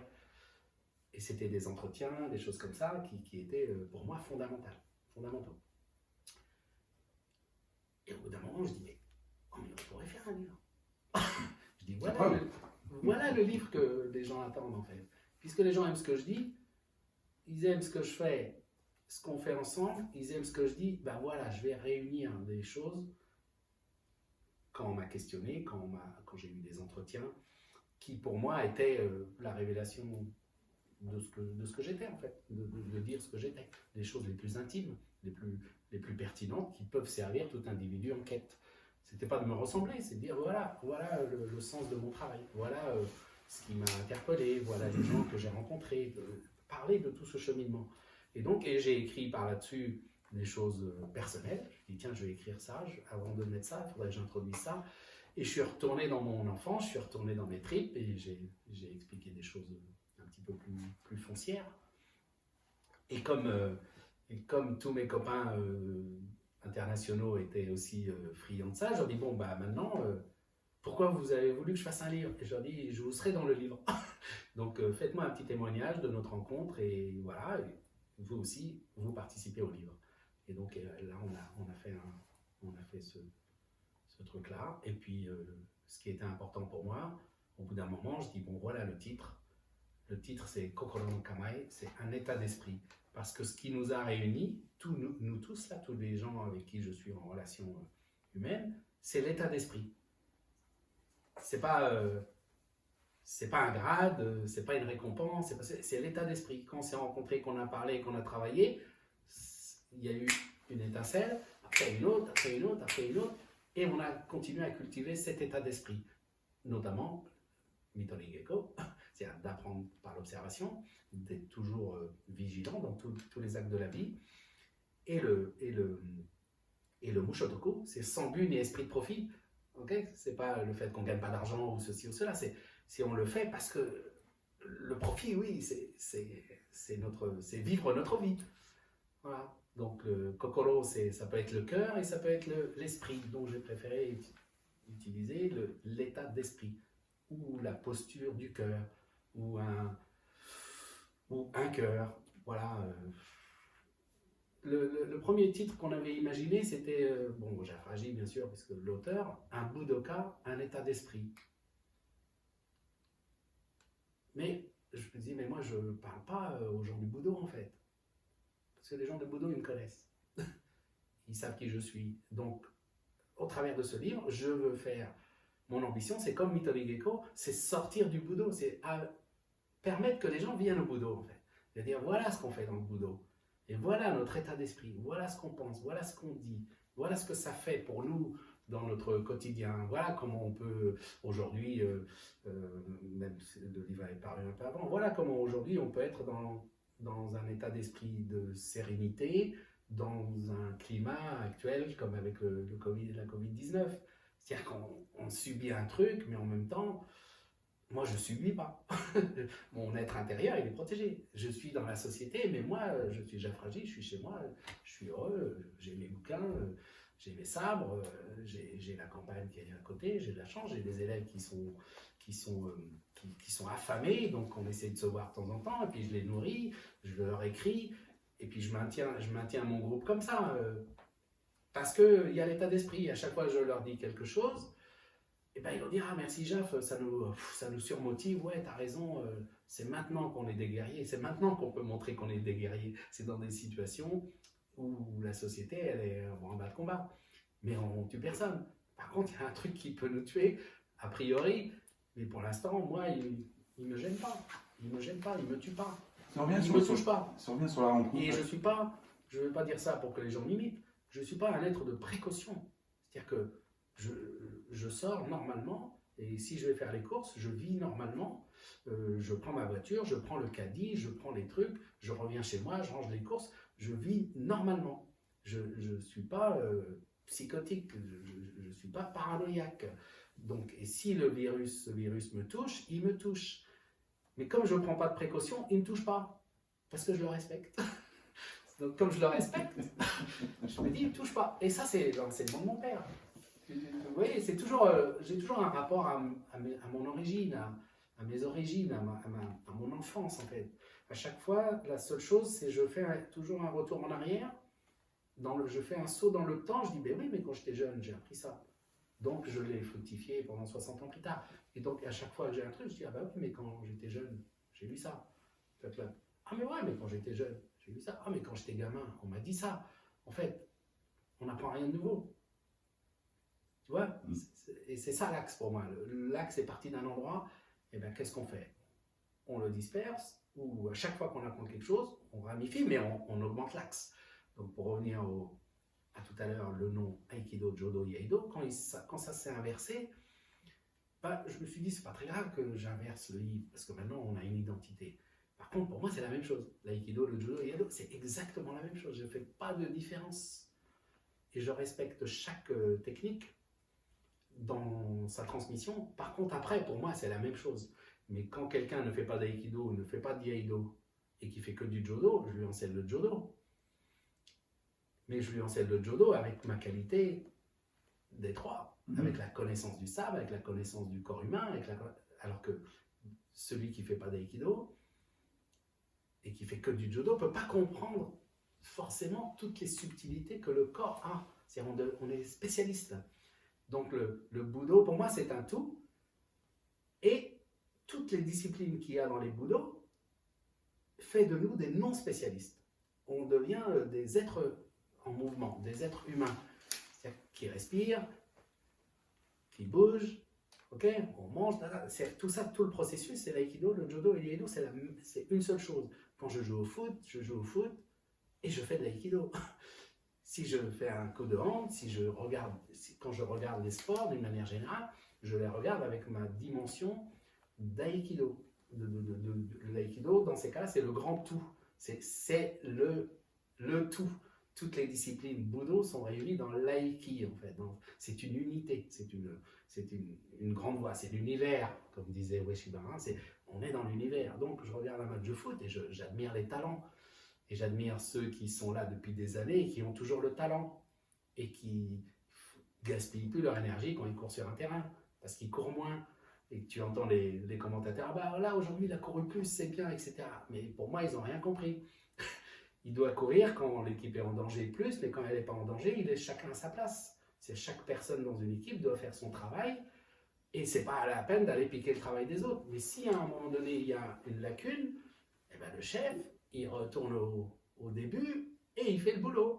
Si il ne dit pas, moi je suis le chef, je ne fais rien. Donc j'observe ces choses-là de cette manière à la vue d'Aiki. D'accord? C'est l'Aiki. Donc c'est pour ça qu'après ça ne me dérangeait pas. Aikido, Jodo, Iaido, dans l'ordre, peu importe. Et quand on me dit qu'est-ce que vous faites, je dis bah, moi j'enseigne les arts martiaux. Et principalement je dis l'aïkido. Et je rajoute, parce que l'aïkido c'est la chose la plus connue. Après le judo, karaté, l'aïkido est le plus connu. Je dis, bon, je fais deux autres disciplines plus anciennes, Jodo et Iaido, mais ça date du début 17e. Puis bon, les gens disent, ah bon, c'est quoi ça? Je dis, bah, voilà, c'est ceci, c'est cela. Vous savez, même au Japon, ils ne savent pas ce que c'est. Donc, je ne suis pas inquiet. Je ne suis pas inquiet. Quand les gens en France ne savent pas ce que sont le Jodo et l'Iaido. Puisque aussi, dans les pays d'origine, ça n'a plus de sens. J'aimerais revenir avec toi sur ta rencontre avec Sekiguchi, quand même. Ouais. Puisqu'à partir, c'était une grande rencontre que j'ai rencontrée aussi. Ouais. Et c'est l'époque où ta forme de corps et ton travail a changé, qui a permis de faire un kata qui est disponible sur le site de la FEI, mais ta forme de corps a changé, et ce qui a quasiment, je pense, découlé sur le Rage Kemi Fitness. Oui, c'est ce que je disais tout à l'heure, c'est que le Rage Kemi Fitness, c'était la concrétisation de... Bon, c'est du hasard aussi, mais bon, c'est toujours le hasard, non, on travaille, donc il y a des fois, tu as un truc qui gère. Mais avec Maître Sekiguchi, quand je l'ai rencontré, tout d'un coup, je me suis dit, mais c'est l'individu là, il était dans la présence, il y avait une présence physique. Et tout d'un coup, et puis dans sa manière de bouger, tout ça, je dis, mais il y a une présence historique. Ok? Je dis, mais lui, il fonctionne comme un samouraï. Tu vois, dans ce qu'on a comme image de samouraï, mais non seulement il était puissant, rapide, toutes les notions d'athlète, Et il était déjà plus âgé que moi. Et il a l'élégance. Et il a le raffinement. Et quand il était à table, il était toujours raffiné, etc. Et je regardais, je dis, mais lui, c'est génial de le regarder bouger, il te tend quelque chose, même quand il n'avait pas son grand kimono, il faisait toujours comme s'il avait les grandes manches, il te tendait quelque chose, tu lui tendais quelque chose, il faisait il mangeait pas tant que tu lui disais pas itadakimasu ou machin, toi, il était toujours dans la posture. Et puis, et tout d'un coup, quand on s'est rencontrés, il me regarde comme ça, puis à un moment donné, on discute, et puis il y avait Minoli qui traduisait à l'époque. Puis il dit, Jeff Sensei, vous n'avez pas les yeux comme les autres. Vous n'avez pas les yeux comme tout le monde. Tu vois, il dit, il dit à Minoli, mais Jeff Sensei, et j'ai un copain ici, Martial, qui me dit toujours, on se connaît depuis longtemps, il me dit, mais Jeff, toi, tes yeux et tout. Mais je dis, mais qu'est-ce qu'ils ont mes yeux? En fait, j'ai rien, je souris, donc j'ai les yeux. Tu vois, je ne comprenais pas. Et quand lui, il m'a dit ça m'a ramené à mon copain. Il me disait toujours, mais toi, Jeff, les yeux et tout. Et je dis, mais moi, j'ai les yeux normaux. Et par la suite, on était sur Cherbourg, et je lui dis, si vous voulez, il fallait qu'il recrée le stage. Je dis, moi, ça m'intéresse de vous faire venir à Rennes, et puis comme ça, on partage avec l'autre club, et on fait un gros événement. On fait un événement plus longue durée, parce que c'est un monsieur qui ne veut pas s'arrêter de travailler, en fait. Il faut qu'il bouge tout le temps, il faut qu'il enseigne tout le temps. Dormir, ça ne sert à rien, il faut toujours être avec le sable, keko, keko, keko, keko. Voilà, c'était keko, keko, keko, gambate, gambate, gambate. Voilà, sugoi, sugoi, subarashine. Il fallait toujours qu'il soit à l'entraînement. Incroyable. Il rentrait au Japon, il changeait ses vêtements et il repartait pour le pays suivant.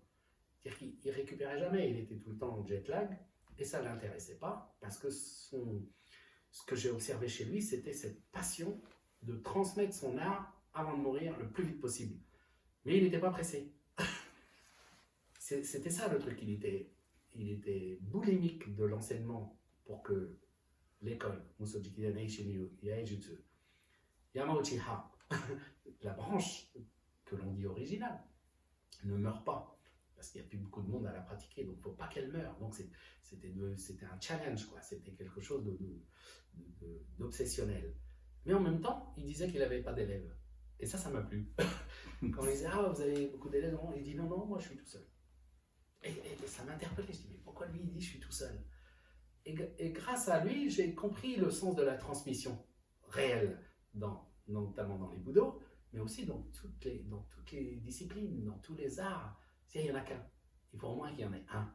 C'est-à-dire quand tu meurs, il faut qu'il y ait un gars qui continue ce que tu as fait. C'est pas la peine qu'il y en ait 10. Parce que les 10, ils vont se chamailler. Donc il faut qu'à un moment donné, tu dises, voilà, lui c'est mon élève. Et j'avais fini par deviner, je me suis dit, s'il dit à quelqu'un que c'est son élève, ça veut dire qu'il va peut-être mourir et que là, il prend la responsabilité. Et donc, il n'est pas encore en mesure de prendre la responsabilité de dire, lui, c'est mon élève. Oui, j'ai plein d'élèves. Non, il n'en a pas. Tout le temps, il disait, je suis tout seul. Je suis tout seul.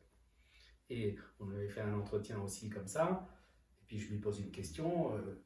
Il dit, vous savez, quand je regarde comme ça, il baisse la tête, il était en Seiza, je suis le meilleur.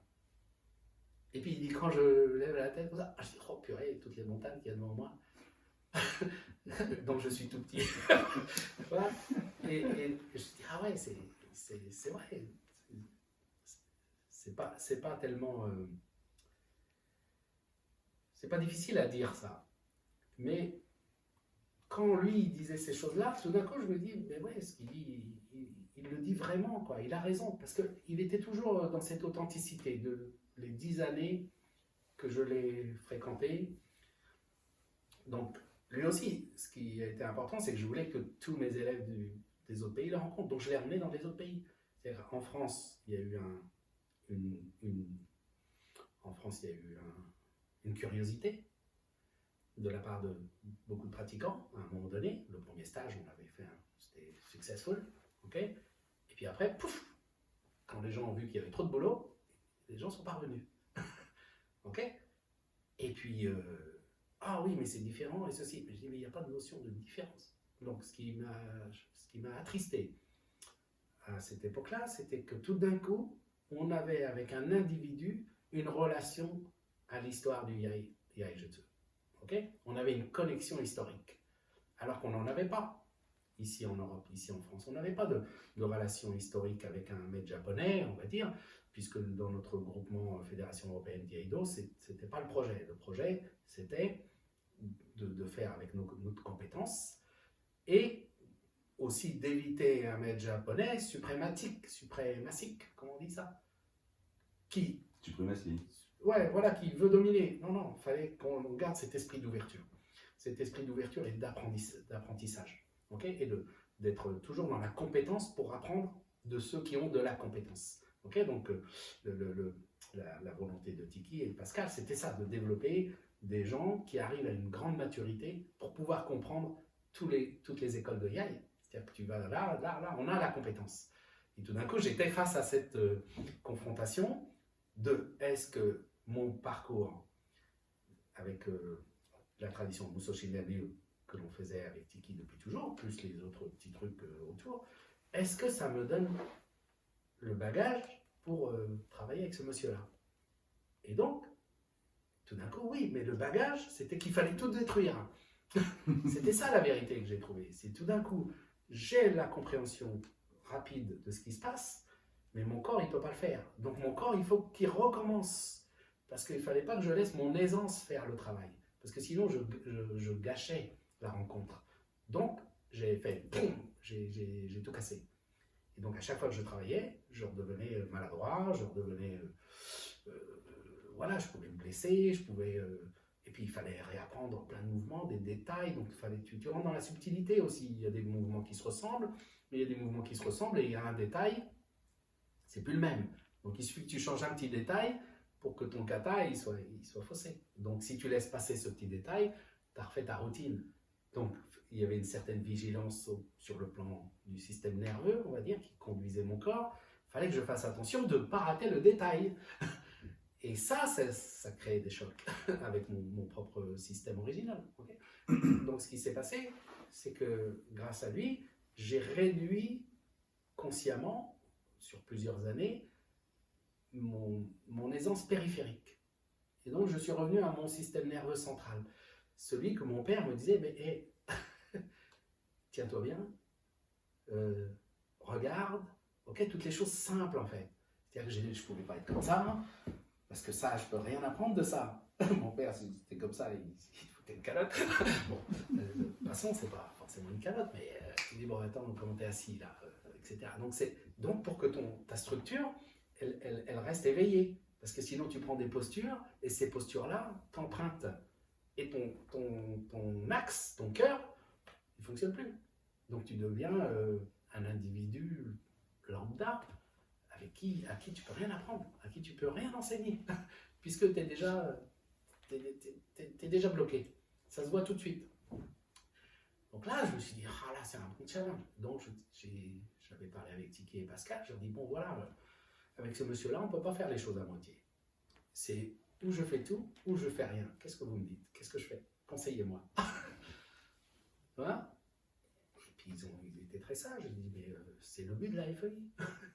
Il dit, maintenant, c'est d'amener les gens, voilà, fais ton travail.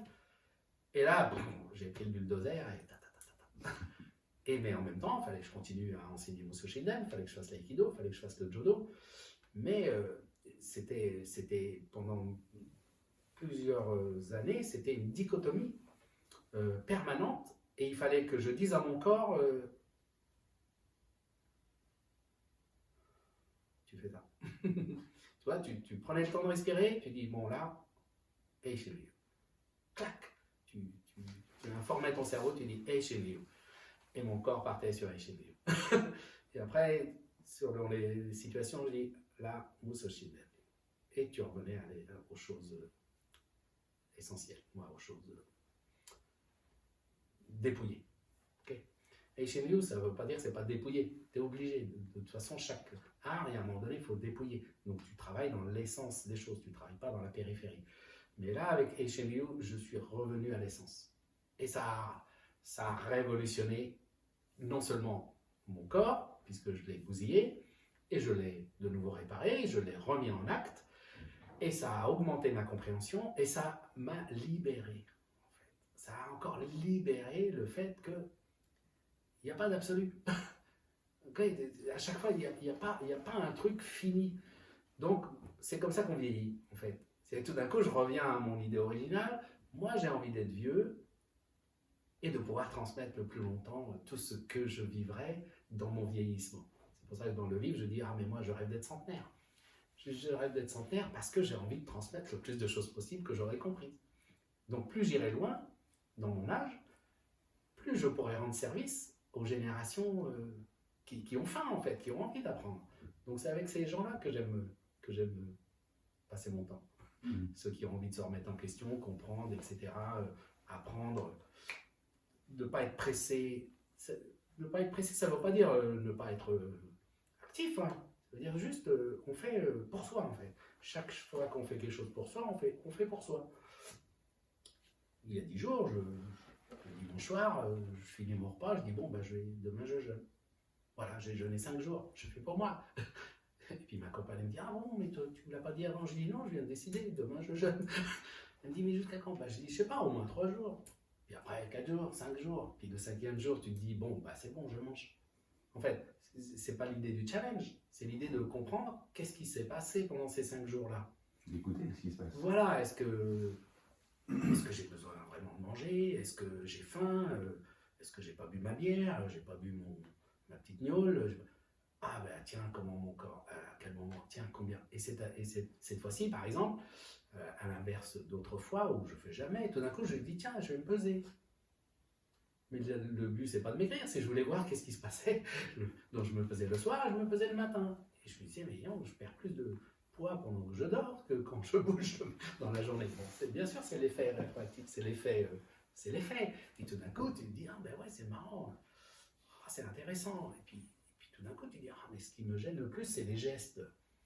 Toi, tu vois quels sont les gestes habituels qui te font faire des choses et qui te font manger. C'est pas que tu as faim. Bon, ça, tout le monde sait ce que c'est que le jeûne.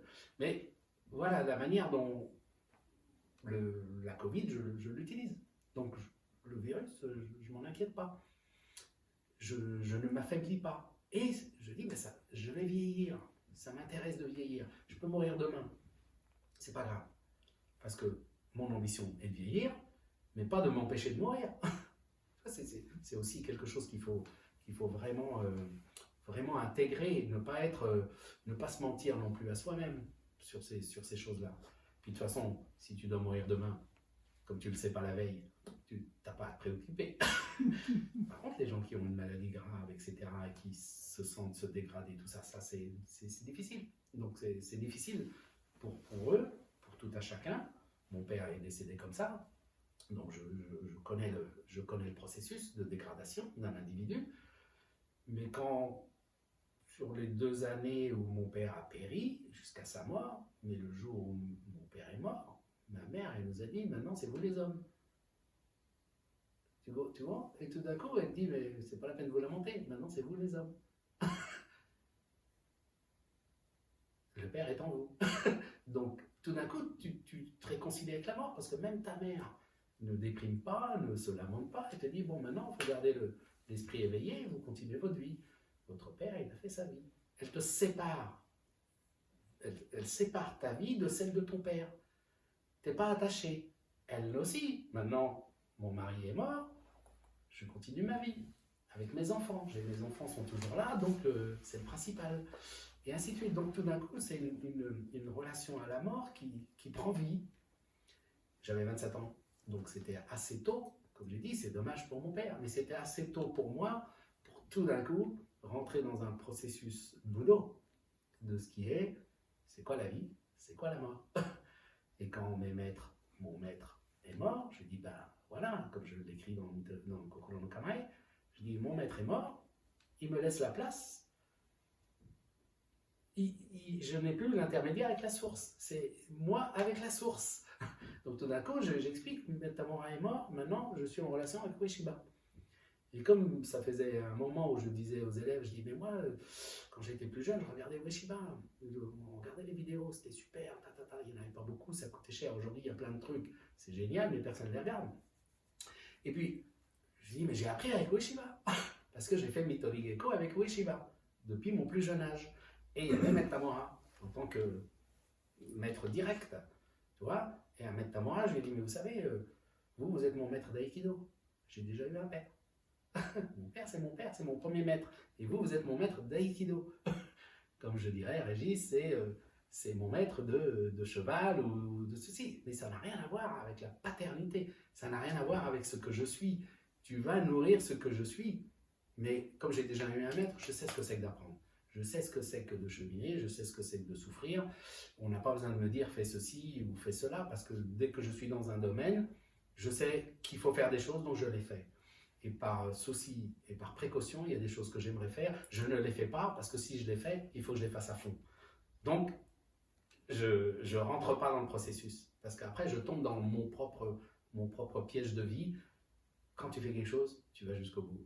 Et tu dois aller jusqu'au bout de la chose le plus longtemps possible pour que vraiment tu puisses parler de la chose. Donc, comme j'ai plus beaucoup de temps, par contre, l'aïkido, Jodo, Iaido, en tant qu'unité, le Rajio Kimi Fitness que j'ai développé, je l'ai développé avec cette idée, voilà ma chose. Voilà ce que je ressens dans mon corps, voilà ce que mon corps a compris, et en le simplifiant, je dis, voilà toute mon expérience de travail personnel, d'engagement personnel, etc. Je l'ai sorti du Budo. Je n'ai pas créé une discipline de Budo. J'ai créé une discipline de corps. Et le corps, ce corps-là, quand j'ai commencé à bien le systématiser, à créer une routine, tout d'un coup, je me suis dit, mais ouais, déjà, ça avait commencé quand je l'enseignais. Je faisais mes préparations avec certains mouvements dans mes stages d'aïkido. Puis les gars, ils disaient, ah, c'est super, ça et ça, tiens, c'est pas si simple et tout. Et puis tout d'un coup, les gestes étaient simples, mais la profondeur de travail que j'exigeais, les gens ne comprenaient pas. Pourquoi j'exigeais une profondeur de travail? Je dis, non, c'est pas comme ça. Il dit, mais c'est bien comme ça que tu as fait. Je dis, oui, extérieurement, c'est comme ça. Mais ce qui se passe dedans, ça doit être ça. Et ça, il faut chercher ça. Donc c'est un travail vers l'intérieur. Et puis tout d'un coup, je lui dis, mais c'est comme les bébés, de toute façon. Ma méthode, c'est rien de plus que quand je nais jusqu'à quand je marche. Voilà, ça c'est Rajio Kimi Fitness. C'est développer toute cette musculature profonde, de mettre le squelette en érection. Okay? Une fois que le squelette est en érection, ta musculature elle va se développer par ta marche.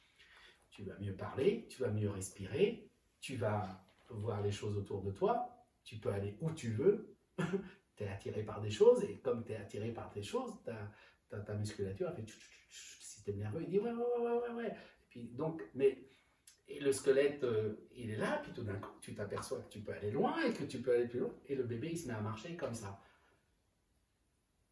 Ok, c'est naturel. C'est déjà un. Ton argument, c'est tester la gravité. Et oui, éprouver la gravité. Bah bien sûr, c'est éprouver la gravité, parce que quand on est bébé, on n'a pas le choix, on est par terre. Si on ne porte pas, quand on est par terre, on sent qu'on ne peut pas bouger. Donc on est assujetti à la gravité. Mais quand on s'élève, tout d'un coup, on l'intègre. C'est-à-dire on la reçoit et on l'intègre. Et on l'utilise. Okay? C'est-à-dire que le vide n'est plus vide, en fait. Tout d'un coup, tu t'aperçois. Quand on te porte, quand la maman porte ou le papa, etc., bah, tu sens que tu es dans un...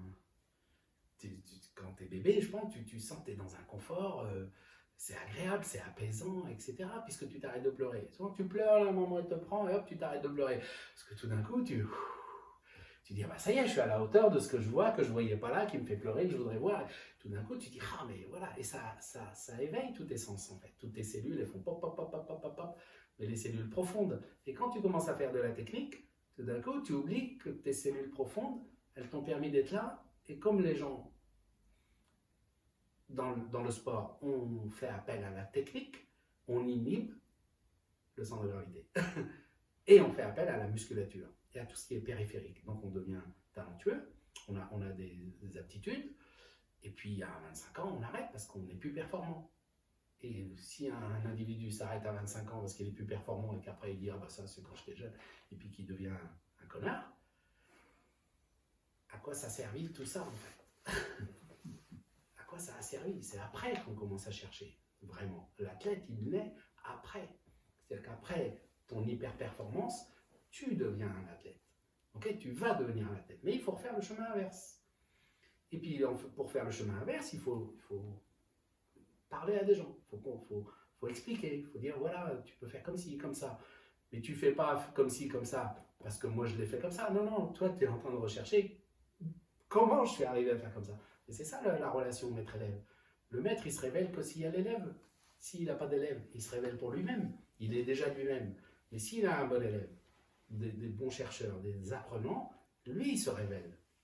Et il est toujours admirable. Et il faut qu'il reste admirable et aspirant. S'il devient un connard, c'est pas du tout aspirant.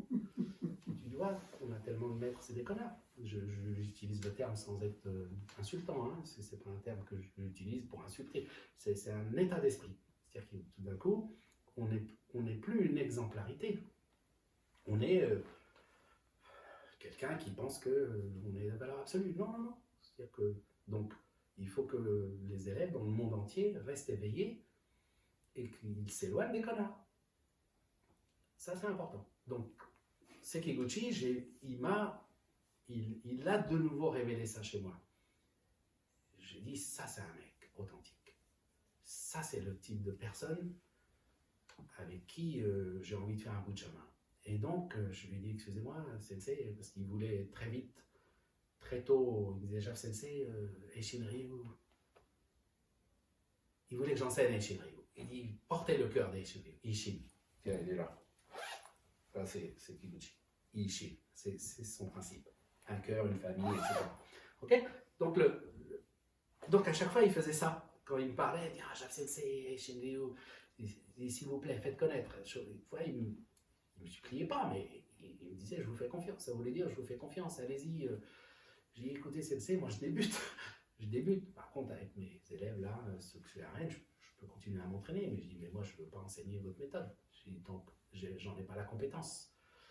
Et j'ai accepté 3 ou 4 ans plus tard, après mon séjour au Japon. Après mon séjour au Japon, puisqu'on a fini. Et puis, j'avais eu la chance de participer au Kokudo Taikai, qui était un bel événement japonais. Donc, un jeune Marocain francophone qui fait du budo japonais se retrouve dans l'antre le sein des seins du Japon, en fait, le conservatisme japonais, ça m'a bouleversé, en fait. C'est-à-dire que c'est pas prendre l'événement comme truc, ouais, j'ai fait le Kokudo Taikai, non, c'est toute la symbolique. Je dis, ah, mais si mon père il me voyait là, tu te dis, mais comment il verrait ça, quoi. Et c'était rigolo. Et après, on a passé une semaine où on était 2 personnes. Il y a des fois, j'étais tout seul avec lui, il y a des fois, on était 3 avec les femmes maîtres, là. Et puis, avec mon copain avec qui on a allié une amitié profonde aussi. Non, Bob Sedionari, avec qui on a passé un temps incroyable, australien. Mais les fois où j'étais tout seul avec le sensei, là, il me faisait faire des taï sabaki à profusion. Il changeait de kata toutes les secondes. Il faisait un kata, hop, il dit déjà, regardez, hop, voilà, et puis je le voyais, il rimit, tenkan, il rimit, papa. Il savait que je faisais de l'aïkido, donc il était en train de me tester dans toutes ces notions de taï sabaki.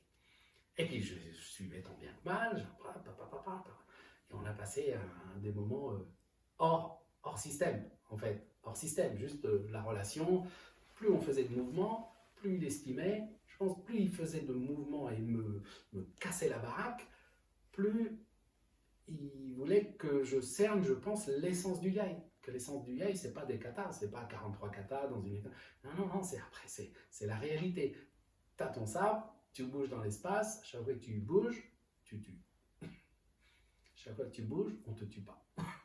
Donc d'abord, on te tue pas. Ça, c'était sa méthode. C'était, on se protège. Yai Jutsu, c'est pas pour tuer, il disait. On protège notre vie. Mais en fait, quand tu protèges ta vie contre quelqu'un qui veut te tuer, tu le tues. Ça, c'est Yai Jutsu. Tu vois le paradoxe. Donc, il n'y a pas de notion... Et comme on répète, le mouvement, il est beau. Il est esthétique et il est transmissible. Si le mouvement n'est pas beau, tu ne peux pas le transmettre. Donc, tu reviens encore une fois à ton essence principale, au corps humain essentiel. Donc, il n'y a pas de fioriture. Donc, le but de nous, notre but vieillissant, c'est de nous dépouiller. Et qu'à la fin, on donne l'essentiel. Il n'y a plus d'ego non plus. Tu vois, pas d'ego, pas d'esprit, pas de ceci. Et ça devient simple.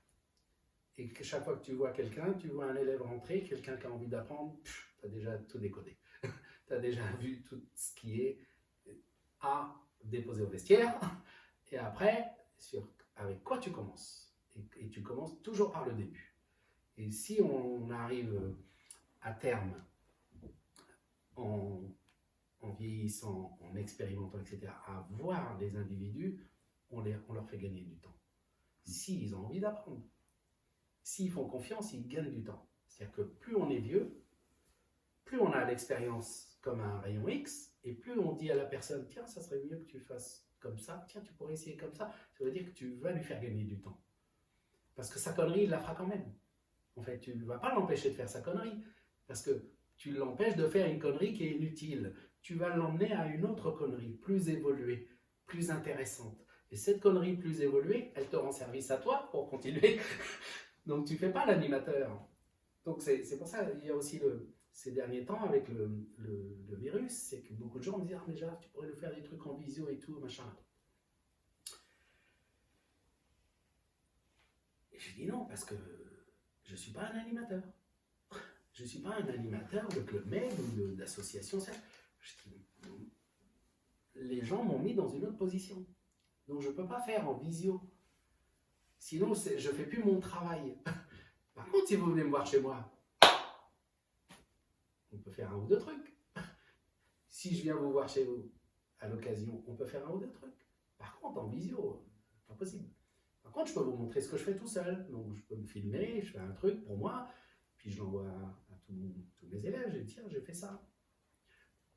Par exemple, c'est-à-dire, prenez exemple pour bouger, en fait, pour faire quelque chose.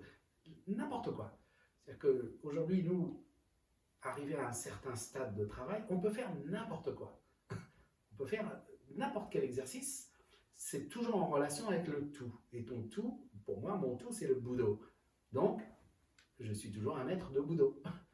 Tu vois, je ne suis pas Jafraji, et après je suis un autre Jafraji, et après je suis un autre. Je suis toujours le même. Mais dans les conditions dans lesquelles je vis. Aujourd'hui, on parle ensemble, bon, ben, on parle de toute notre histoire, mais en fait, je vous parle toujours de mon père, de mon enfance, de ma chasse. C'est parce que c'est ça l'essentiel pour moi.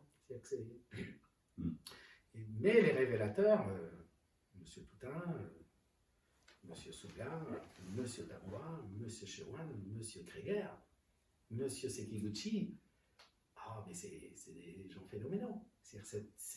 Tous ces gens-là, je les ai intégrés. J'ai toujours la mémoire. Donc tant que j'ai toujours... Pardon. Non, tant que j'ai toujours leur mémoire, je peux vivre longtemps. Parce que moi, je suis tout seul et je les ai tous. tu vois? Donc c'est ça la nourriture. Pour moi, la nourriture humaine, c'est de porter ces gens-là, et pas mais de les respecter, et de respecter aussi leur parcours. Et je pense qu'ils respectent aussi le mien. Et puis ils peuvent être fiers du mien. Oui, je pense, oui. On ne va pas tarder à conclure. Et je voudrais revenir sur une question d'un pratiquant du collab, on ne mettra pas le nom, c'est une vieille phrase que tu citais il y a longtemps, qui travaille toujours, c'est être l'unité de l'être. Pourrais-tu nous expliquer cette phrase? Être l'unité de l'être? Oui. Ou l'être. Ben oui, parce que l'unité de l'être, c'est IAI. C'est pour ça que j'utilise cette phrase-là. C'est-à-dire qu'il faut être l'unité de l'être. C'est le sens de notre pratique. C'est comme Kokoro no Kamae, c'est l'état d'esprit. C'est-à-dire qu'on est... il faut pas... Quand je dis être l'unité de l'être, le IAI, ça ne veut pas dire la voie du sabre. On le sait. Donc Iai Jutsu, Iaido, c'est-à-dire que même le terme Iai Jutsu, je pense que c'est moderne. Je ne suis pas un historien des Budo, mais le fait d'utiliser, c'est que quand l'après ou durant la période des Tokugawa, la période de paix la plus longue du Japon, a permis aux arts de se développer. Et pour qu'un guerrier puisse se proclamer être guerrier, il fallait qu'il soit aussi éduqué, il fallait qu'il soit artiste. Donc tout d'un coup, il y a eu un autre langage qui s'est mis en place dans les arts martiaux. C'était des tueurs, et puis tout d'un coup, il fallait qu'ils soient des êtres efféminés. Okay, tout d'un coup, ils ont développé le féminin en eux. Donc, il fallait être, pour moi, être l'être, l'unité de l'être, c'est tout d'un coup, c'est aussi concilier ce masculin-féminin en soi et d'être un être. Si on est trop l'un ou trop l'autre, quand on fait le yai, ce qui permet d'être, eh ben, on ne se réalise pas. Alors qu'il y a une période, pour aller dans ce sens-là, j'ai aussi recherché ma féminité en tant qu'homme. C'est quoi ma féminité? Quand est-ce qu'elle s'exprime? Quand est-ce que je l'inhibe? Et avec qui je l'exprime? Et avec qui je l'inhibe? tu vois la difficulté pour un homme d'exprimer sa féminité, comme être ému, ouais, ému par des choses. Et ça vient, tu peux pas contrôler. C'est pas de la tristesse, c'est juste c'est comme faire un mouvement. Tout d'un coup, tu as une émotion, tu as une larme ou deux, et tout d'un coup, tu réveilles de nouveau des cellules. C'est-à-dire que toutes ces personnes, je vous cite toutes ces personnes qui, sans reparler de mon père, de mes parents, mes oncles, etc., qui ont fait de moi ce que je suis, tout d'un coup, quand j'en parle, et que je les cite tous en même temps, c'est une émotion. Et de nouveau, ça fait de moi quelqu'un de différent. Dans la suite de ça, ça fait je suis quelqu'un de différent. Tu comprends? Donc ça, c'est être l'unité de l'être pour moi. C'est tout le temps, cette unité de l'être que tu cultives, il faut l'être. Et à chaque fois, tu es différent. Tu es toujours différent. Et donc ça me plaît de continuer à comprendre ça le plus longtemps possible, si je peux. Donc là, j'ai plein de bouquins. Quand mes jeunes élèves ils viennent, ils regardent ma petite bibliothèque Aikido, Budo, tout ça, ils sont aux anges. Ils veulent rester là, dormir là, et ainsi de suite. Ah oui. Ok? Mais il y en a que j'ai jamais ouvert. Il y en a qui sont en japonais, je les ai jamais lus. J'ai regardé les photos. Quand j'ai regardé les photos, je comprenais ce qu'il y avait dedans. Parce que j'étais un être de Budo déjà. Donc tu regardes les photos, clac, clac, tu sais de quoi ça parle. On s'en fout le texte. Le texte, c'est les commentaires de la personne. C'est comme mes livres. On s'en fout de mes livres. Mais tout d'un coup, ça peut éveiller des cellules en soi. Ça éveille des choses en soi. Donc ceux qui m'ont écrit pour me dire merci pour le livre, ceci, cela, c'est ce qu'ils m'ont dit. Ils m'ont dit, ah, mais ça éveille des choses, ça me rappelle ceci, oui, je comprends.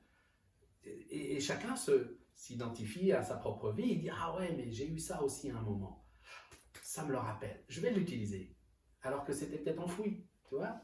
Et puis la personne, elle se dit, ah, mais on peut en parler quand même. On peut dire ça. C'est pas secret, c'est pas tabou. Tu vois, il y a plein de choses. Tu dis ce que tu es, et puis voilà, on s'en fout. Moi, je suis un homme public aujourd'hui, depuis toujours. Depuis toujours. Quand je travaillais en discothèque, j'avais 19 ans, une période, et le patron que j'avais, c'était ça qu'il me disait. Donc on était toujours à jouer les seigneurs derrière le bar, avec les filles, les clients, les mecs, il fallait qu'on anime. Puis à la fin, il me dit, tu sais, là, ça a été une bonne soirée. Et il dit, mais tu vois le travail, les clients, il faut les gagner un par un. Il fallait être en présence avec chaque client. Tu as une discothèque, tu as 200 personnes, il fallait être en présence avec chaque personne. Chaque fois que quelqu'un rentrait, tu le connais. Et si c'est la première fois qu'il vient, tu le connais. Tu ne l'oublies plus jamais. En fait. Et tu apprends à connaître toute ta clientèle, comme aujourd'hui, je connais tous mes élèves. Tu vois, je connais un nombre incalculable de prénoms et de noms. Et souvent, les gens s'étonnent que non, parce que si je les côtoie, si je les nomme, après, je n'essaie pas d'oublier. Aujourd'hui, peut-être, j'oublie peut-être plus de choses. Mais si on me redit, tout de suite, je remets en face. C'est-à-dire, je porte peut-être moins de mémoire multiple, mais j'ai la mémoire. Tu vois, c'est ça. La mémoire principale. Voilà. Et la Covid, elle m'a aussi montré ça.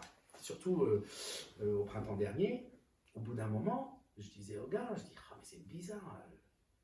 Avant, j'avais tous mes katas comme ça. Tu me dis, Tu me dis Jodo et hop, j'avais l'image de tous les katas.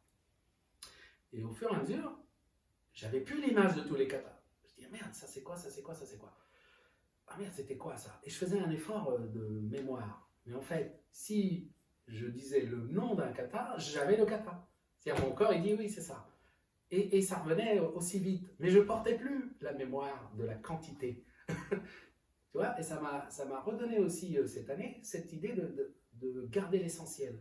Donc quand on a pu refaire quelques cours avec mes jeunes garçons, là, mes jeunes élèves et filles, là, où on était un petit groupe en privé, donc tout d'un coup, je ressentais l'essentiel de ce qui était important pour eux. C'était pas la quantité des techniques, c'est tout d'un coup, tu réduis à 3 l'aïkido, 3 techniques, tu réduis à 2 ou 3 le jodo, tu réduis à 1 le yai, allez, on va dire 4, puisque 4 directions pour faire. Et puis, tout d'un coup, tu portes que ça. T'as pas besoin de 36 trucs pour aller à la guerre, sinon c'est trop lourd. Et tout d'un coup, cette chose-là te ramène aussi à ce que l'on vit avec la crise sanitaire, pour dire, ouais, de toute façon, t'es toujours là. Toujours là. Qu'est-ce qu'on t'enlève? On t'enlève des choses que t'aimes. Ouais, moi j'aime bien aller au bar, j'aime bien aller au restaurant, j'aime bien boire un coup avec les copains.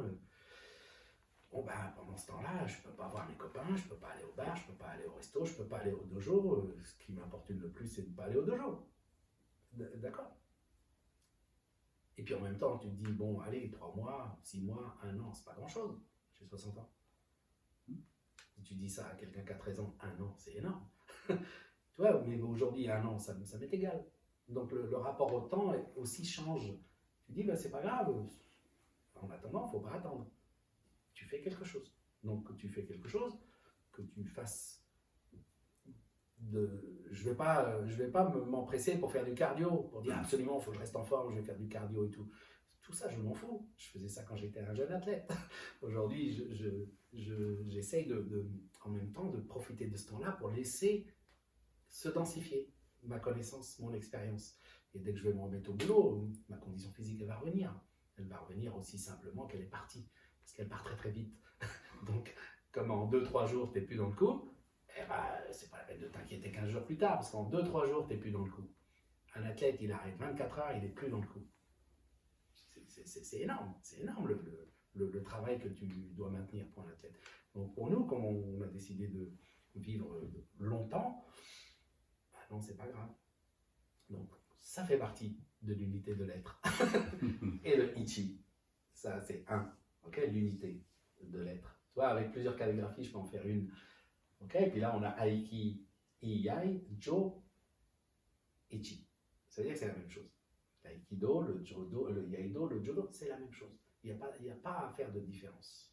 Donc, les individus, tous les maîtres, dans quel que soit le domaine, art, culture, budo, ils font tous la même chose. Chacun est différent dans sa corporalité, donc qu'est-ce qu'il fait, par quel angle il rentre, ils font tous la même chose. Et quand les gens qui s'amalgament à chaque chose, c'est parce qu'ils sont aimantés, magnétisés pour cette chose-là, et pour cette personne-là. C'est pas la peine d'essayer d'attirer des personnes ou autres qui sont attirées par d'autres magnétismes. Et puis, il y a peut-être un moment où on va se rencontrer. Parce que tu cultives ce magnétisme humain. En fait. Tu cultives cet aspect universel. Donc, en fonction des choses, tout d'un coup, au bout d'un moment, tu trouves de quoi. Parce que faut que chacun s'épure. Faut que chacun... faut élaguer. Faut élaguer. Donc, plus tu te débrouilles, plus tu es magnétique. Et après, tu es magnétique partout. Tu vas partout. Partout, tu es bien. Donc, pour finir, peut-être, je ne sais pas... si vous voulez arrêter la conversation. Mais aller dans tous les pays où je suis allé, ça m'a permis d'être. L'unité de l'être. Ouais. Parce que je pouvais pas avoir différentes personnalités. Je pouvais pas être différent. Il fallait que je sois le même avec tout le monde. Donc quand tu cultives ton toi-même avec plein de gens différents, tu deviens toi-même. T'es pas comme ceci avec un tel, après t'es comme cela avec un tel. Et quand ils se retrouvent, ben putain, t'es qui toi? Ah bah lui, il m'a connu ça. Ah bah lui, il me voit. Ah non, je suis pareil avec tout le monde. Et j'ai mangé la même chose avec tout le monde. Dans tous les pays, je mange ce qu'on me donne. Donc certains me disent, ah mais Jacques, tu fais pas de diète? Je dis, non, moi ma diète, c'est de manger comme tout le monde. Ah, tu bois du coca? Oui, c'est pas bon. Je dis non, non, moi je bois du coca, ça me fait du bien. Ah, tu bois de l'alcool? Pourtant, là, bah, je dis oui, moi je suis un être humain, je bois de l'alcool. Il y a pas, j'ai pas d'exclusivité. Si, l'être exclusif, c'est moi, c'est qu'il faut que je me cultive moi. Mais si je bois pas d'alcool demain, c'est pas grave. Si je bois pas de coca, c'est pas grave. Si je mange pas vénézuélien, c'est pas grave. Si je mange pas français, c'est pas grave. Là où je suis, je mange, je bois, je vis avec les gens. Et à chaque fois, on m'a dit, bon, les gens, ils ont adoré, en fait. Ils m'ont adoré, ils m'ont aimé parce que j'étais comme eux tout le temps. Et, tu vois, je ne demandais pas de conditions particulières, je ne demande pas... Peut-être qu'avec le temps, il y a des fois, je dis, ah, j'aimerais bien avoir une chambre seule. C'est mieux, parce que pour pas déranger ceci ou cela. Mais sur le fait, je m'en fous. Je m'en fous. Bon, on conclut sur l'être de l'unité de l'être, Jeff. Ouais. Merci, Jeff. Avec plaisir. J'ai rendez-vous chez tout à l'heure pour me refaire un petit point